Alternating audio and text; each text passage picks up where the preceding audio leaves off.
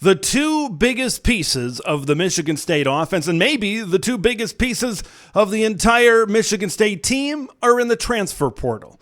Is the ship officially sinking in East Lansing? Before I get into that, just a reminder to hit subscribe if you haven't already. Big Ten content all offseason long. Always crush that like button to spread the word of Big Ten Ted to the masses. Now, before I get into the specifics of each individual transfer, Payton Thorne and Keon Coleman, you got to ask a question. How'd we get here, man? How'd we get here? How'd we get to such a high in 2021?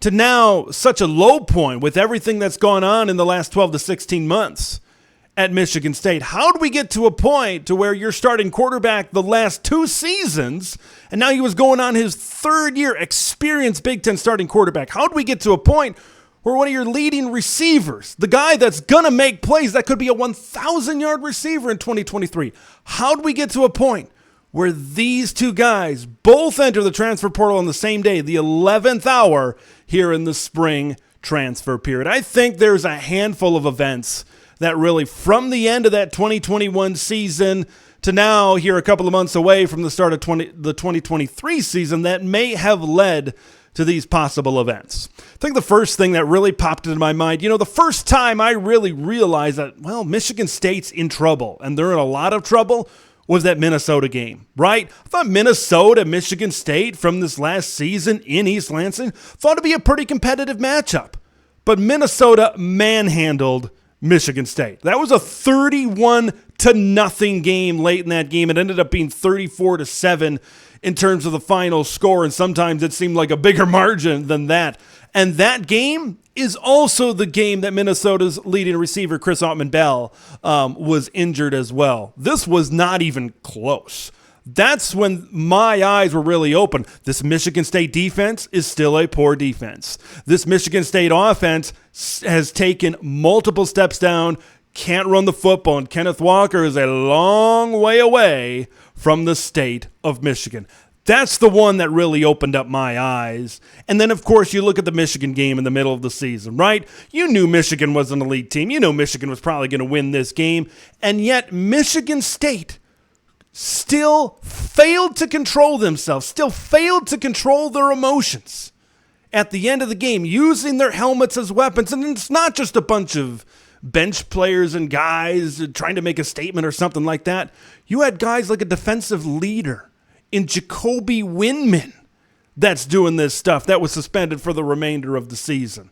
Like, you had leaders of this Michigan State team that was involved in that situation, and I think that really took it to a new level. That really brought a lot of bad PR, a lot of just negativity into this Michigan State program. Okay, that's number two.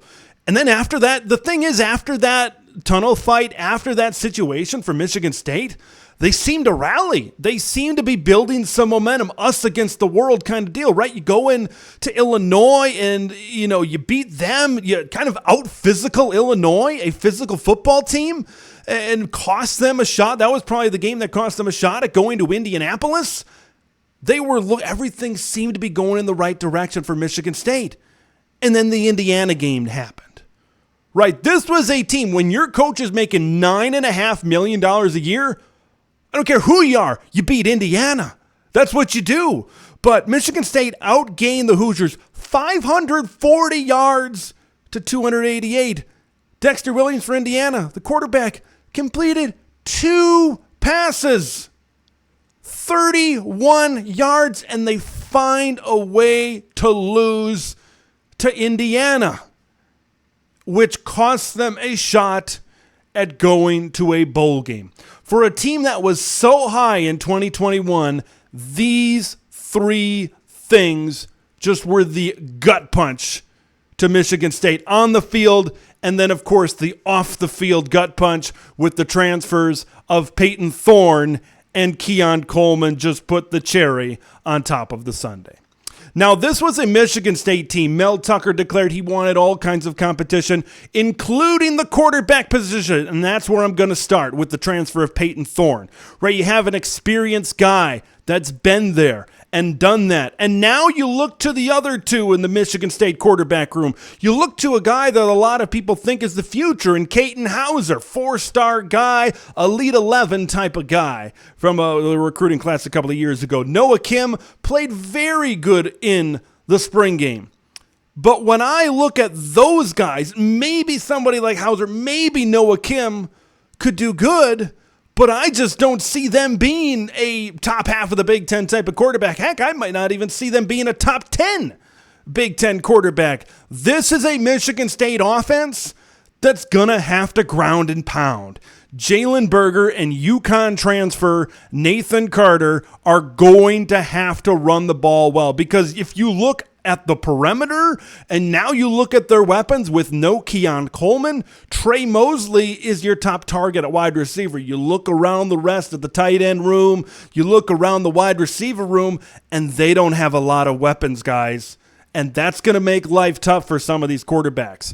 Can this offensive line be good enough to road grade? Can they be good enough to move defensive lines? I don't know. I think they'll be a little bit better.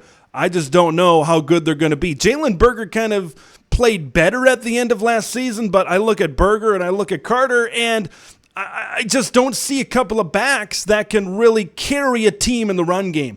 And a lot of times when you have a team that is really good in the run game and wants to play that type of football, it's usually run the ball and play great defense. You know what Michigan State hasn't done since Mel Tucker's been head coach? Play average defense, more or less good defense or more or less great defense. Now, there are some players on this team that look pretty good. You know, the defense, the front seven, there are some guys in that front seven, the Jacoby Windmans, the Cal Hallidays. They've added in some transfers, Chris Bogle, people like that. The secondary still looks vulnerable for Michigan State right now.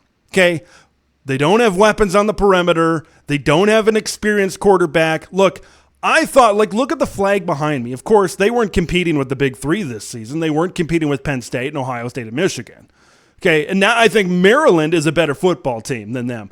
These transfers allow maybe a team like in Indiana that's brought in a talented recruited quarterback and a guy like Taven Jackson that's kind of brought in some transfers. They've got some returning guys like a Jalen Lucas, like a Cam Camper. Maybe they can put something together. They beat Michigan State last season as well. Greg Schiano has said Rutgers wants to go to the transfer portal as well. Maybe they can surpass and finally beat Michigan State this season. Folks, at the top of the video, I talked about a sinking ship. Okay? People talk about that metaphor all the time.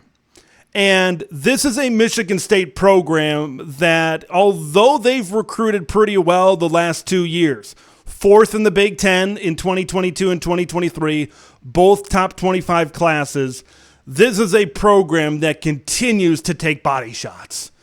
This is a program that continues to take steps back. Because a lot of times when you have that breakthrough season like they had in 2021, you want to build off of it. They have done next to nothing to build off of that class right now. There are opportunities for other Big Ten teams to step in to the void where Michigan State left off. And you look at their schedule this season, you look at their schedule where they got to play Minnesota again. They got to play Iowa.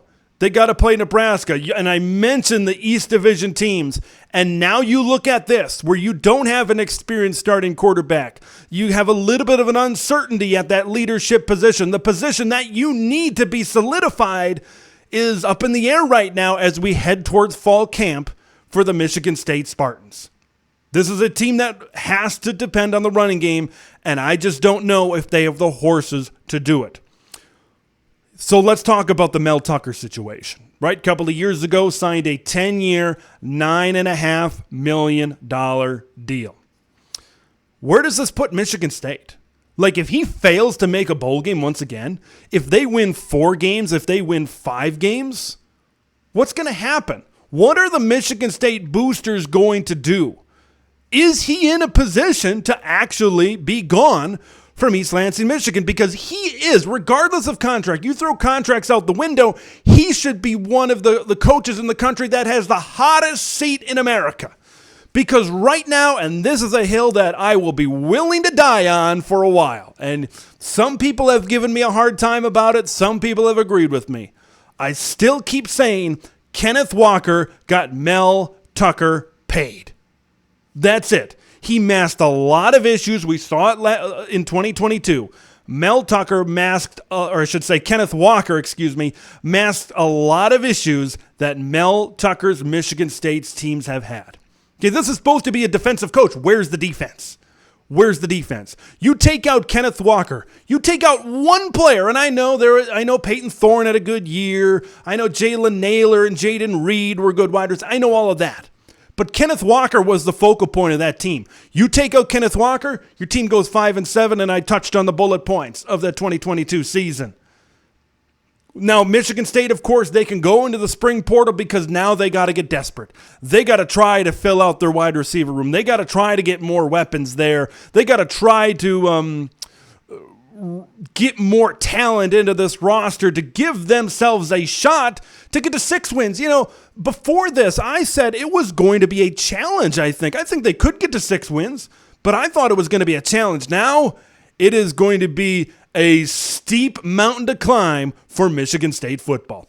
I want to hear what you guys think. Do you think the ship is on its way down and Mel Tucker and folks are just playing the violin until it goes underwater? Or do you think Michigan State can quickly turn this thing around and get to bowl eligibility this season? Let me know your thoughts in the comments below. Subscribe to the channel if you haven't already. I'm Big Ten Ted. We will see you in the next one.